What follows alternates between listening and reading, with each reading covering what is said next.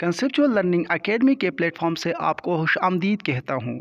आज हम pedagogy series के पार्ट 6 वीडियो में डिस्कस करेंगे टेस्टिंग एंड इवैल्यूएशन के कुछ इंपॉर्टेंट कंसेप्ट्स, उसके एब्रीविएशन, उसकी डिफिनीशन और एग्जांपल्स के साथ।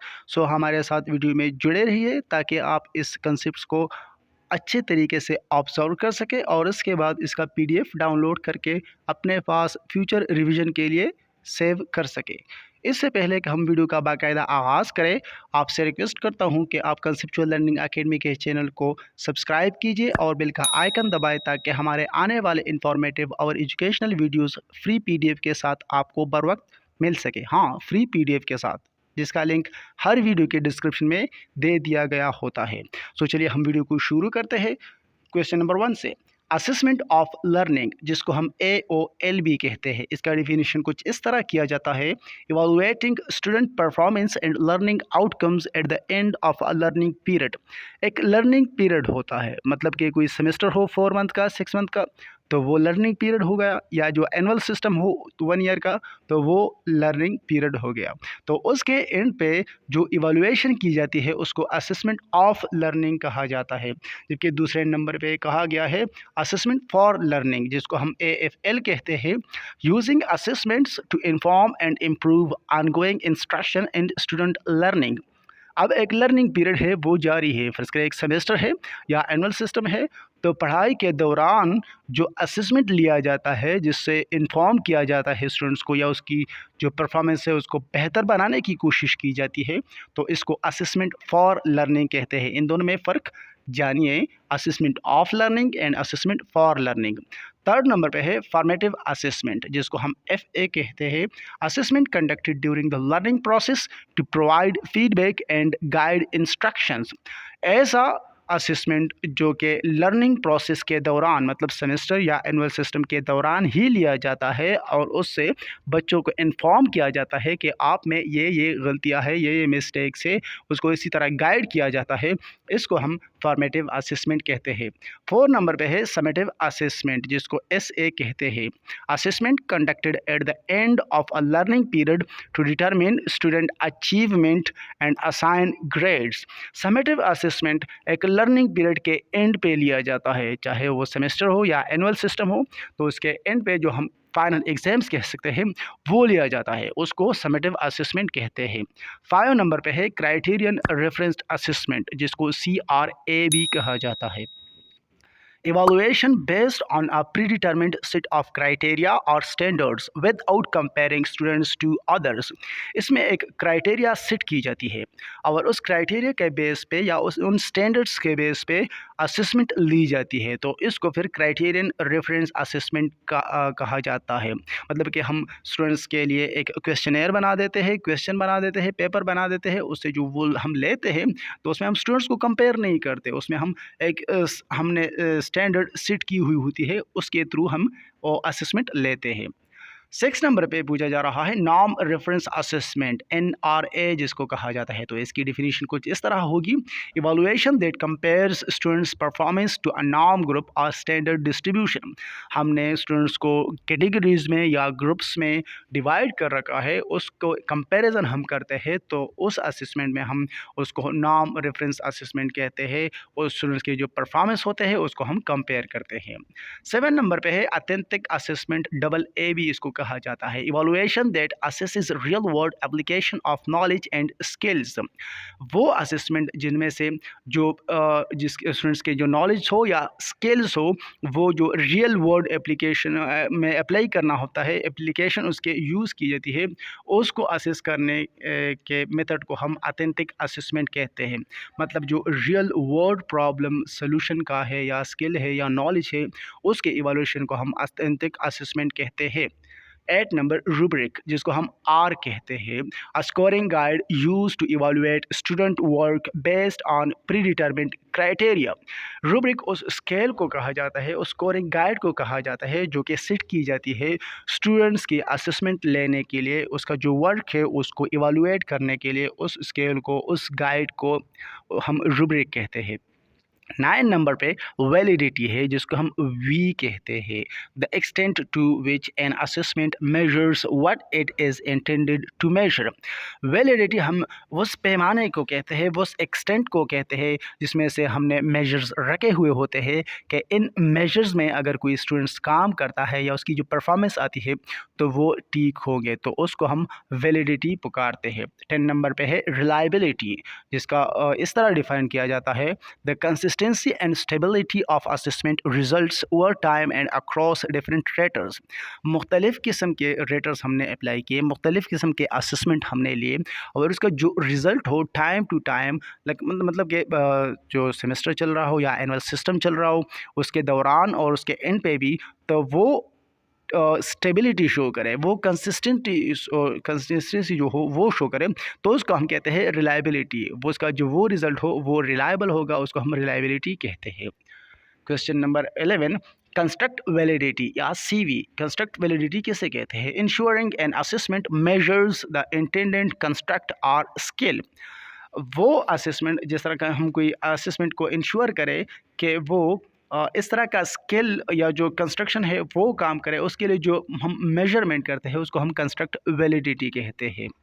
12 नंबर पे है क्राइटेरियन वैलिडिटी, जिसको भी हम सी वी कहते हैं, the extent to which an assessment aligns with an external criterion और मेजर। मतलब कोई एक्सटर्नल क्राइटेरिया हमने सेट किया असेसमेंट लेने के लिए, तो जो असेसमेंट हो वो उसके साथ अलाइन करे, वो उसके साथ कंपैरिजन करे, सिचुएशन इस तरह सेट कर ले कि एक्सटर्नल क्राइटेरिया के साथ ये सेट हो जाए, तो उस पैमाने को या वो जो एक्सटेंट बन जाता है, जो ग्राउंड बन जाता है, उसको हम क्राइटेरियन वैलिडिटी कहते हैं। Inter rater reliability, IRR, the degree of agreement among different raters और असेसर्स। मुख्तलिफ़ किस्म के रेटर्स है या मुख्तलिफ़ किस्म के असेसर्स है या जो असेसमेंट लेते हैं, उसके दरमियान जो एग्रीमेंट बन जाती है, जो वो कोर्स अपने लिए सेट कर देते हैं, तो उसको हम इंटर रेटर रिलायबिलिटी कहते हैं। 14 नंबर पे है high stakes testing, HST, assessments with significant consequences such as final exams और standardized tests। जो स्टैंडर्डाइज टेस्ट हो, मतलब कि जो स्टैंडर्ड के तौर पे बनाए गए हो, या जो फाइनल एग्ज़ाम्स हो जो रिज़ल्ट जिसका बहुत अच्छे कंसिक्वेंसेस हो, जो खास कंसिक्वेंसेस देते हैं, मतलब कि हम पास फेल भी करार दे सकते हैं, या जो रिक्रूटमेंट के टेस्ट होते हैं या जो एंट्री टेस्ट होते हैं वो जो होते हैं उसको हम हाई स्टेक्स टेस्टिंग कहते हैं, HST। लो स्टेक्स टेस्टिंग, जिसको हम LST कहते हैं, assessments with minimal consequences often used for formative assessment. Formative assessment हम उन असेसमेंट्स को कहते हैं जो कि सेमेस्टर के दौरान या एनुअल एग्ज़ाम के दौरान, मतलब लर्निंग पीरियड के दौरान ही लिया जाता है, उसको हम फॉर्मेटिव असेसमेंट कहते हैं। तो इसके जो कंसिक्वेंसेस होते हैं वो भी हम मिनिमल ही शो करते हैं, जैसा कि हमने किसी स्टूडेंट्स का ग्रुप चेंज कर दिया, या हमने उसको उस ग्रुप में डाल दिया या उस सेक्शन में डाल दिया जिस पे ज़्यादा काम करना पड़े, या इससे मुख्तलिफ़ किस्म के काम लिए जाते हैं, सेक्शन ए में रख देते हैं, सेक्शन बी में, वो मिनिमल कंसिक्वेंसेस जो आ जाते हैं उसको हम लो स्टेक्स टेस्टिंग कहते हैं। नेक्स्ट 16 में है डायग्नोस्टिक असेसमेंट्स, DA जिसे हम कहते हैं, evaluation to identify students strengths, weaknesses and learning needs. वो इवैल्यूएशन जो कि हमें शो करे, आइडेंटिफाई करे, इंडिकेट करे स्टूडेंट्स के जो स्ट्रेंथ्स हो, वीकनेसेस हो, या जो जो उनकी नीड्स हो, या जो जो इन चीज़ें इस तरह है कि वो हमें लगता है कि हम प्रोवाइड करें स्टूडेंट्स को, तो इससे वो ठीक हो जाएगा, उसका जो कमज़ोरी है वो ठीक हो जाएगी, तो उसको हम डायग्नोस्टिक असेसमेंट कहते हैं, यानी तशख़ीसी इम्तिहानात जो होते हैं। 17 number performance based assessments, PBA, evaluation that requires students to demonstrate skills in knowledge through tasks or projects। Performance based assessment में हम इस तरह के इवैल्यूएशन लेते हैं कि हम स्टूडेंट्स को कुछ उसके नॉलेज या स्किल को टेस्ट करने के लिए कुछ टास्क दे देते हैं, कोई प्रोजेक्ट दे देते हैं, या कुछ इस तरह का काम हम दे देते हैं कि उसमें हमें शो हो कि स्टूडेंट्स क्या क्या कर सकता है, क्या परफॉर्मेंस दे सकता है, तो उसको परफॉर्मेंस बेस्ड असेसमेंट हम कहते हैं। 18 नंबर पे है स्टैंडर्डाइज टेस्टिंग, ST, इसका हमने अभी जिक्र किया हाई स्टेक में और लो स्टेक में। Administering assessments in a consistent manner to ensure fairness and comparability. कोई फेयरनेस या कंपेरेबिलिटी शो करे, मतलब कि इस तरह का हम कंसिस्टेंट मैनर में या इन अ स्मूथ वे हम इस तरह के असेसमेंट ले लें या एडमिनिस्टर करें उसको कि वो हाई स्टेक लगे, तो उसको हम स्टैंडर्डाइज टेस्टिंग फिर कहते हैं। 19 नंबर क्राइटेरियन रेफरेंस टेस्ट, जिसको हम CRT कहते हैं, a test that measures student performance against predetermined criteria. Students को हम चेक करते हैं किसी ख़ास दिए गए क्राइटेरिया के तहत, या हमने पहले से कोई क्राइटेरिया सेट की हुई हो कि इसमें एक स्टूडेंट किस क्राइटेरिया के तहत निकलता है, तो उसको हम क्राइटेरियन रेफरेंस टेस्ट कहते हैं। और नॉर्म रेफरेंस में हम इस तरह नहीं करते, बल्कि स्टूडेंट्स के साथ ही बल्कि या ग्रुप्स के साथ ही उसको हम कंपेयर करते हैं। उसके लिए हमने पहले से कोई क्राइटेरिया सेट नहीं की हुई होती। मतलब कि एक तो हम क्लास में कह देते हैं कि ये स्टूडेंट्स बेहतर है, ये कुछ गुड वाले स्टूडेंट्स हैं और ये कुछ लो स्किल्स वाले या लो लो नॉलेज रखने वाले स्टूडेंट्स हैं। या हम दूसरी तरफ से फिर ग्रेड का सिस्टम बना देते हैं। ग्रेड के सिस्टम को हम क्राइटेरियन रेफरेंस टेस्ट भी कह सकेंगे, क्योंकि उसके तो उससे हमने पहले ही क्राइटेरिया को सेट किया हुआ होता है कि 70 से प्लस आए तो हम इसको A+ कहेंगे, या 70 से नीचे आए तो हम इसको B वाले कहेंगे। इस तरह C D इस तरह के ग्रेड हम रख दिए होते हैं पहले से, तो उसको हम प्री डिटरमिन्ड क्राइटेरिया कहेंगे। 21 नंबर पे है आइटम एनालिसिस, जिसको हम IA कहते हैं, evaluating the performance of individual test items to assess their effectiveness and difficulty. इसमें हम इवालुएशन करते हैं टेस्ट के जो आइटम्स होते हैं, या इंडिविजुअली टेस्ट को हम इवालुएट करते हैं, क्योंकि उससे हमें पता चलता है कि यहाँ पर कुछ अच्छा हो रहा है या कुछ जो बेहतर हो रहा है या कुछ बुरा हो रहा है, जो भी हो, या जो डिफ़िकल्टी आ रही हो उसको हम कैटर करें। मतलब जो इंडिविजुअल टेस्ट आइटम्स को हम चेक कर देते हैं, तो उससे हमें आइटम एनालिसिस हो जाते हैं। 22 में है मास्टरी लर्निंग, जिसको हम MA कहते हैं, an instructional strategy that focuses on ensuring students achieve a high level of mastery on a topic before moving forward. इसमें मैं एक कहावत आपको यहाँ पर कहूँगा कि आगे दौड़ पीछे छोड़ वाला काम हम नहीं करने वाले मास्टरी लर्निंग में। मतलब एक टॉपिक को हमने पकड़ा, उस पे उसको अच्छे तरीके से मास्टर कर लिया, मतलब उसको समझ लिया, उसको अंडरस्टैंड कर लिया, तो उसके बाद फिर हम फॉरवर्ड मूव करें। इस तरह की स्ट्रेटजी को अपनाने वाले को हम मास्टरी लर्निंग कहते हैं। 23 में सेल्फ असेसमेंट, ये नाम से ही ज़ाहिर है, students evaluating their own performance and learning progress, जो कि बहुत कम स्टूडेंट्स करते हैं, लेकिन जो खुद का एहतसाब करें उसको हम सेल्फ असेसमेंट कहते हैं। 24 नंबर पे पेयर असेसमेंट, जिसको हम पीयर कहते हैं, ये स्टूडेंट बड़े शौक से करते हैं। Students evaluating the work of their pairs, मतलब कि खुद की बजाय जब दूसरे स्टूडेंट्स के वो इवैल्यूएशन करें, तो ये स्टूडेंट्स शौक से करते हैं। तो हालांकि कबूल नहीं करते कि दूसरा स्टूडेंट मेरा वाला इवैल्यूएट करे, लेकिन दूसरों का करना चाहते हैं। 25 पे है फीडबैक, जिसको हम F से ज़ाहिर करते हैं, information provided to students about their performance to facilitate improvement. मतलब हम स्टूडेंट्स को फीडबैक दें, उनके जो टेस्ट ले लिए हमने, चेक किया, होमवर्क चेक कर लिया, उसके जो आंसर आया उसको हम फीडबैक दे दें कि बच्चे आपने ठीक आंसर दिया, या इसमें इस तरह होना चाहिए था, इस तरह होना चाहिए था। ये फीडबैक देने से उसको हम फैसिलिटेट करते हैं कि वो इम्प्रूवमेंट करे। नेक्स्ट 26 पे है अनोनिमिटी, जिसको हम AN से पुकारते हैं, keeping the identities of students और raters undisclosed to reduce bias in assessments. Assessments में हम बायस को रिड्यूस करने के लिए, जिसको हम सिंपल अल्फाज में बदनीयती कहते हैं, टीचर ऐसा तो नहीं करता, लेकिन अनोनिमिटी रखने चाहिए। मतलब कि स्टूडेंट्स की जो आइडेंटिफाई नहीं करना चाहिए कि यहाँ पर बायसनेस इससे पैदा हो सकती है, या मतलब कुछ और भी मसले खड़े हो सकते हैं। तो इस तरह नहीं करना चाहिए टीचर्स को, मतलब कि वो जो आइडेंटिटीज होते हैं स्टूडेंट्स के या जो रेटर्स के, वो अनडिस्क्लोज्ड रखा जाता है बायसनेस को कम करने के लिए। 27 अल्टरनेटिव असेसमेंट्स, जिसको हम ALTA से पुकारते हैं, non traditional methods of assessment such as portfolios, projects and performance. मतलब कि इस तरह के हम असेसमेंट ले लें जो ट्रेडिशनल ना हो। ट्रेडिशनल में हम क्या करते हैं, या ऑरली पूछते हैं स्टूडेंट से, या वाइट बोर्ड के लिए हम खड़ा कर देते हैं स्टूडेंट्स को, या पेपर पे हम टेस्ट वगैरह लेते हैं।